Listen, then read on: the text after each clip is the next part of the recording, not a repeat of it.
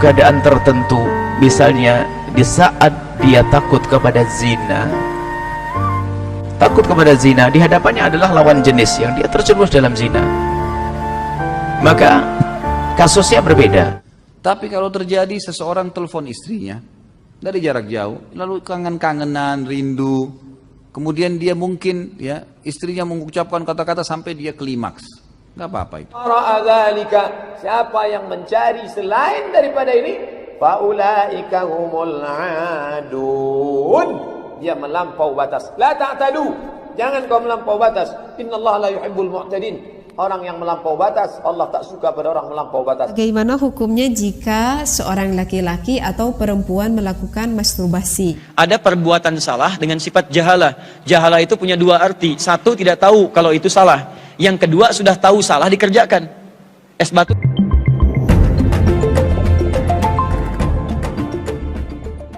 Onani bagi laki dan perempuan adalah sama, hukumnya adalah haram. Hukumnya adalah haram onani atau masturbasi bagi seorang perempuan. Akan tapi di saat dalam keadaan tertentu, misalnya di saat dia takut kepada zina, di hadapannya adalah lawan jenis yang dia terjerumus dalam zina, maka kasusnya berbeda. Kalau sudah dalam keadaan dia takut pada zina, maka hukum onani atau masturbasi menjadi diperkenankan tentunya dengan 3 syarat. Syarat yang pertama adalah karena takut terjerumus kepada maksiat yang gede namanya zina. Yang kedua adalah lakukanlah dengan cara dan di tempat yang tidak nyaman. Bukan di tempat kasur yang empuk kemudian bagus. Jadi yang penting dia menyelesaikan itu saja agar terhindar dari zina. Dia dapatnya zina, selesaikan di tempat yang tidak nyaman. Bukan di kasur yang empuk kemudian pakai full AC kemudian menikmati. Dan yang ketiga adalah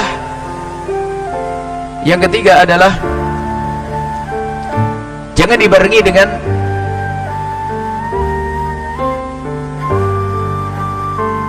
khayalan-khayalan. Jangan dibarengi dengan khayalan-khayalan. Karena kalau saya biasakan dengan biaya khayalan tidak akan berhenti, akhirnya timbul lagi, muncul syahwat baru lagi. Pertama adalah karena takut zina. Yang kedua, lakukan di tempat yang tidak nyaman. Yang ketiga, tidak boleh dibarengi dengan khayalan. Apakah menghayalkan seorang perempuan dan sebagainya? Tidak. Selesaikan di situ. Termasuk sangat berbahaya kalau punya kebiasaan dia membangkitkan syahwat dengan lihat gambar, melampias mengeluarkan spermanya dengan cara melihat film-film kotor. Oh, itu adalah akan kecanduan dan tidak ada habisnya.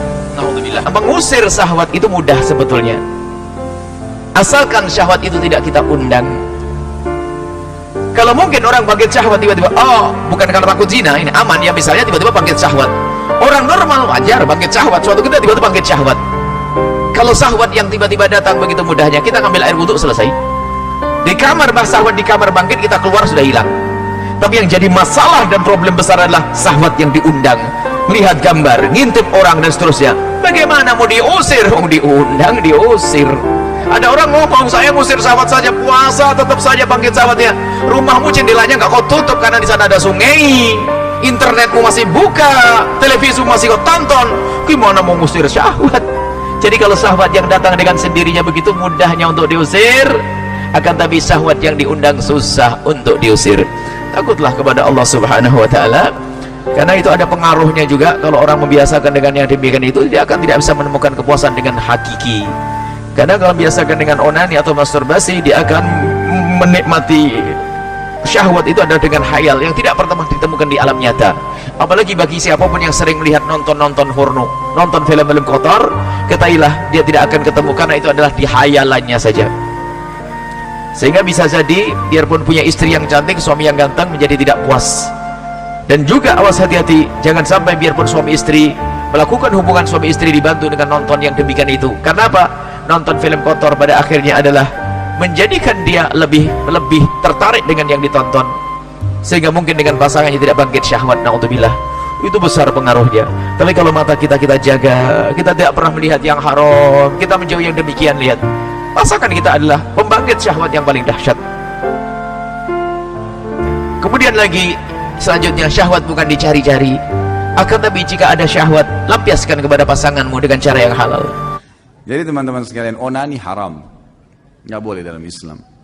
Sama memuaskan diri dengan cara pribadi begitu nggak boleh dalam Islam. Caranya bagaimana supaya tidak terjadi? Jauhkan semua fasilitas yang bisa mengundang syahwat. Nggak boleh, gitu kan? Tapi kalau terjadi seseorang telepon istrinya dari jarak jauh, lalu kangen-kangenan, rindu, kemudian dia mungkin ya istrinya mengucapkan kata-kata sampai dia klimaks, nggak apa-apa itu halal, nggak masalah. Tapi jangan lakukan hal-hal yang tidak benar, teleponnya diciumin lah, apalah. Itu bukan istrinya, itu telepon, apa mau dicium gitu. Jadi jangan aneh-aneh, tinggalkan fasilitas-fasilitas ini, gitu kan? Caranya tinggalkan hal-hal yang berbau. Kalau memang istri lagi telepon, ya ucapin sayang, mungkin rindu iya, tapi jangan ke hal-hal yang tidak baik. Insya Allah kalau antum sibukkan diri dengan ibadah, maka aman gitu. Onani ini dibolehkan kalau istri yang melakukan pada suami, karena masuk dalam firman Allah Subhanahu wa taala yang berbunyi a'udzubillahi minasyaitonir rajim, nisa'ukum harthun lakum fa'tu harthakum anna syi'tum wa qaddimu li anfusikum. Artinya, perempuan itu istri kalian adalah ladang buat kalian, maka datangi ladang kalian semau kalian, boleh. Selama bukan dubur, tidak digauli di duburnya, tidak digauli haid dan nifas, boleh, gitu kan? Dan dahulukan diri kalian.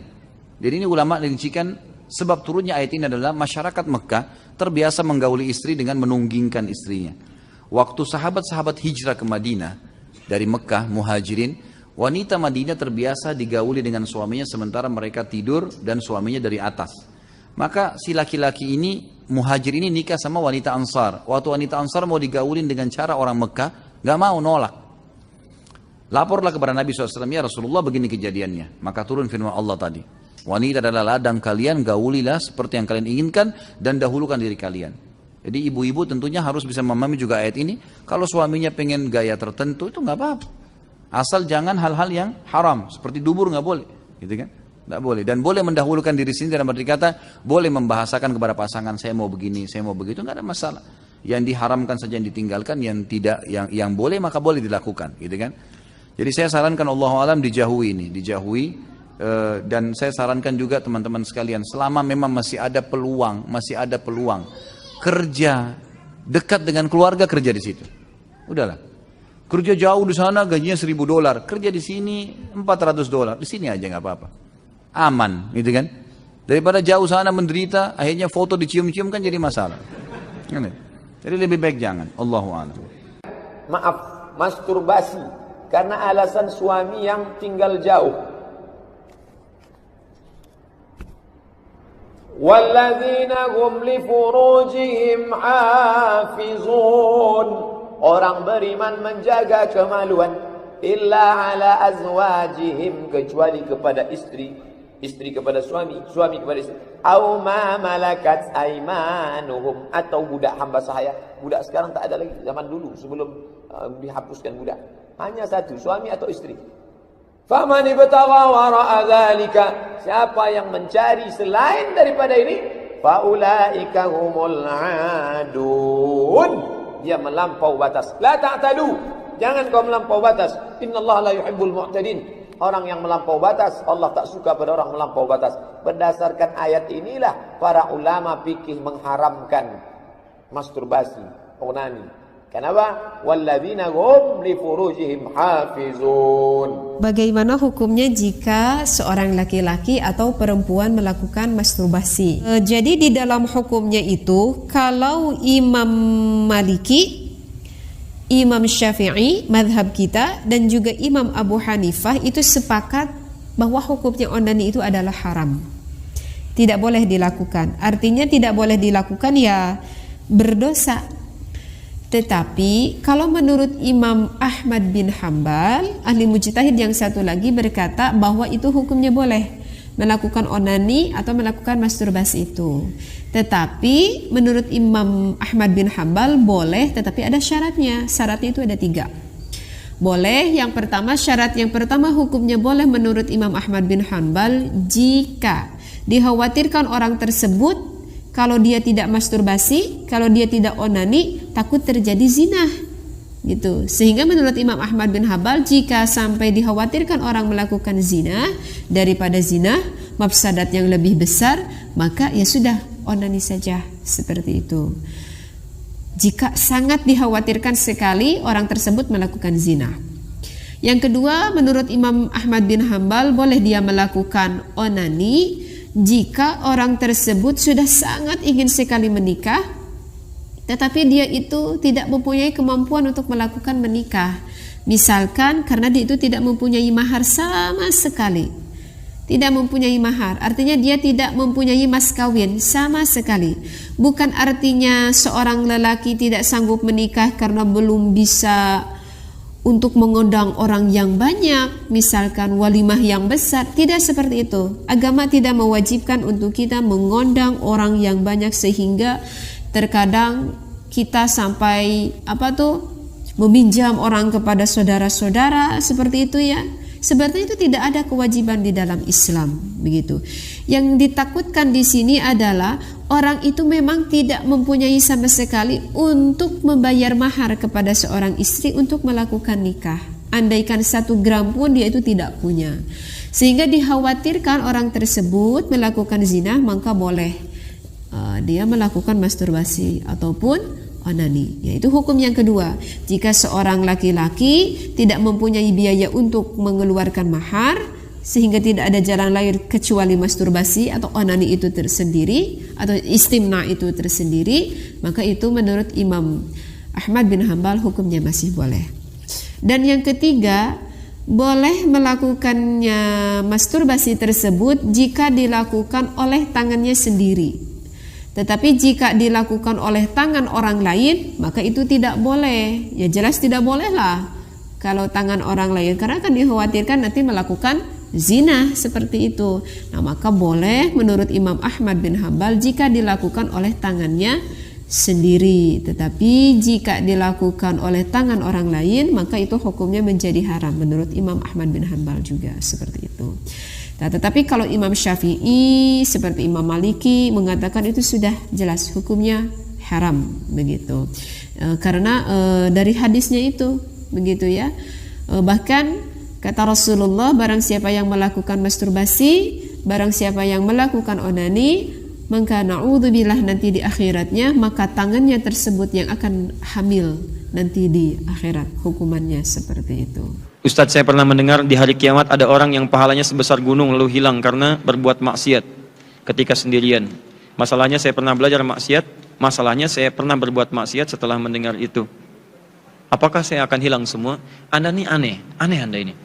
Sudah tahu kalau berbuat pahala Anda hilang, dikerjakan juga. Agak aneh. Namanya jahalah ini di Quran. Quran surah ke-5, ke-4, surah ke-4 ayat ke-17. Innamat taubatu 'ala Allahi lil ladzina ya'maluna su'a bijahalatin. Ada perbuatan salah dengan sifat jahalah. Jahalah itu punya 2 arti. 1, tidak tahu kalau itu salah. Yang kedua, sudah tahu salah dikerjakan. Es batu ditiupin, ya. Nah, sudah tahu salah misalnya, dikerjakan juga. Sama dengan panas dipegang juga. Pak, ini teh panasnya, masa sih dipegang? Udah tahu panas dipegang. Udah tahu salah dikerjakan juga. Itu jahalah namanya. Nah, apakah kemudian mohon maaf pahala saya kembali? Tidak. Ketika Anda kerjakan perbuatan itu dan sadar pahala Anda akan hilang, maka seketika pahala Anda hilang. Tapi Anda punya peluang untuk bertobat. Karena ayat ini turun untuk mengajak Anda bertobat. Innamat taubah, ayo tobat. Turunlah Quran surah ke-66 ayat ke-8. Tubu taubatan nasuha. Tubu ilallahi taubatan nasuha. Ayo balik. Dengan Anda tobat, dosa Anda gugur. Gini caranya, ilustrasinya begini. Anda punya pahala nih, banyak.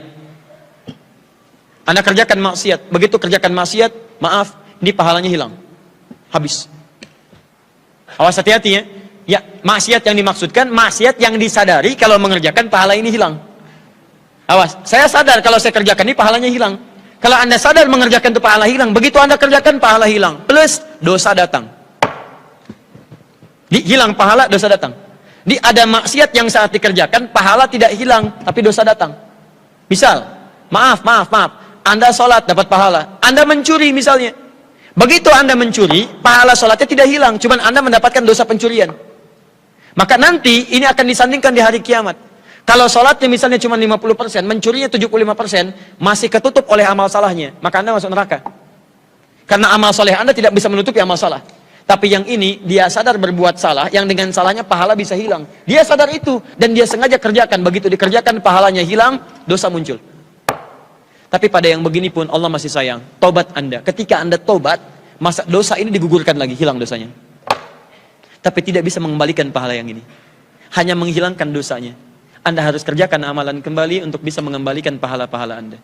Karena itulah saran saya, jangan terfikir berbuat maksiat. Kalau terfikir berbuat maksiat, bayangkan seketika pahala Anda hilang atau akan diwafatkan oleh Allah saat itu. Ini cara yang paling bagus.